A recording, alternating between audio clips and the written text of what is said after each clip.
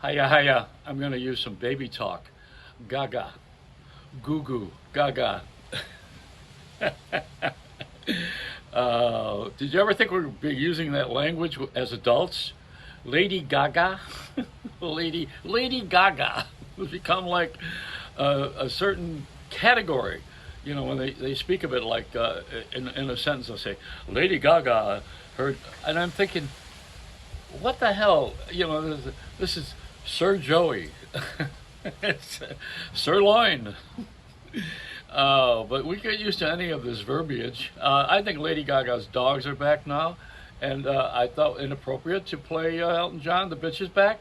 I don't know if that's necessarily true, but Trump is speaking today in Florida, with the governor of Florida taking a big bow. Half the state died, and when he opened it up, and people were going to the beach, and this asshole is sitting there taking a bow like he had done something meritorious. You know, I mean, how do these guys? How do they process? What's going through their heads? And they want to criticize the bombing of Syria. Well, the reason you bomb Syria is because they were going to destroy what we have in Iraq, and it's all a domino system because Syria is Russia, and we don't like them. They're not nice. Can you understand this? Russia is not a friend. Their people are friendly, but they are not a friend. Their government is not a friend. The Chinese government is not a friend. North Korea. Now, why do you not hear anything about North Korea during this pandemic? Why is it there's never been a sound of this little dwarf with a big mouth that was taking our basketball players? Incidentally, the Heat won last night. The Heat always wins in Miami because it trumps, well, I shouldn't use that expression, it trumps the cold during January, February. Now it's going to be March, and we're going to get rid of this Black History Month. I'm so happy to have that gone. I mean, this is so overdone, and nobody wants to talk about it because they don't want to be accused of being a racist. Yes, I did change the subject. You're right. I moved it along. And I'm laughing because I want to stay calm. Otherwise, I'll start screaming, and I'll be like Bill O'Reilly's illegitimate child. So they gave Harvey Weinstein a 23-year sentence in prison. He'll be dead in 20 years. I mean, the guy's old. I knew him in Buffalo. He was Corky and Harvey. They were really good promoters. And I guess he shouldn't have done what he did. But Bikram was giving everybody he cured half the country with Bikram yoga, and people who are now doing it, even if it's a division of what he taught us. He brought it here and popularized it, but he had sexual problems.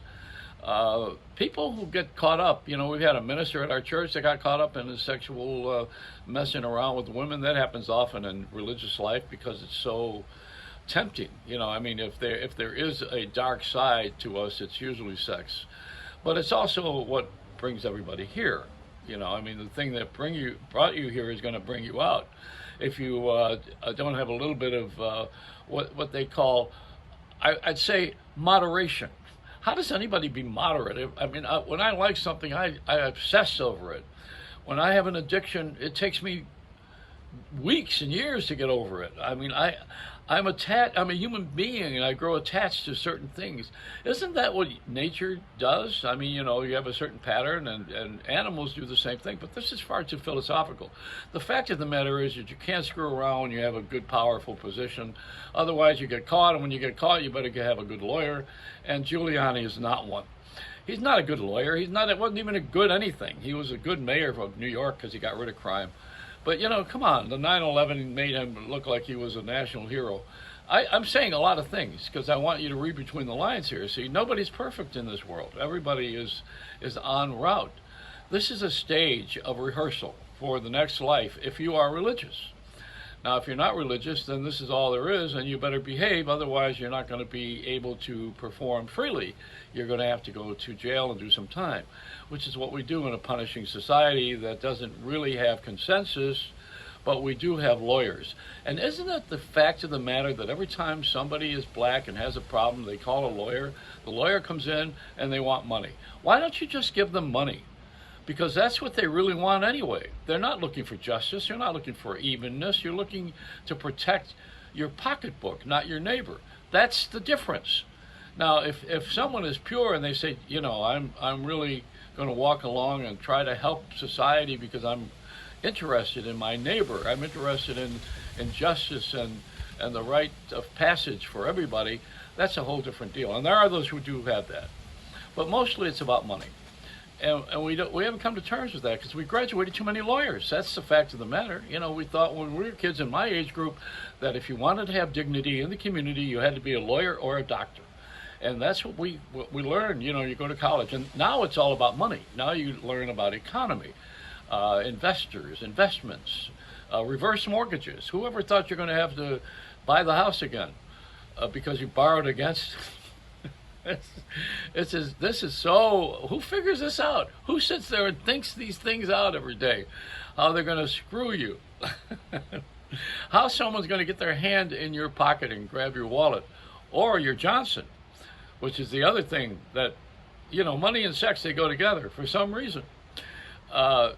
It's so far better to just not be famous and not be rich and just go like I am right now. See, nobody's going to bother me because they don't want what I have. If you don't want what I have, you're not going to do what I do. And I could say all of this on the air because I'm not powerful. If I were Bill O'Reilly and one time Larry King or Oprah or any one of these people that had the spotlight on them, you get in trouble with people who want what you have.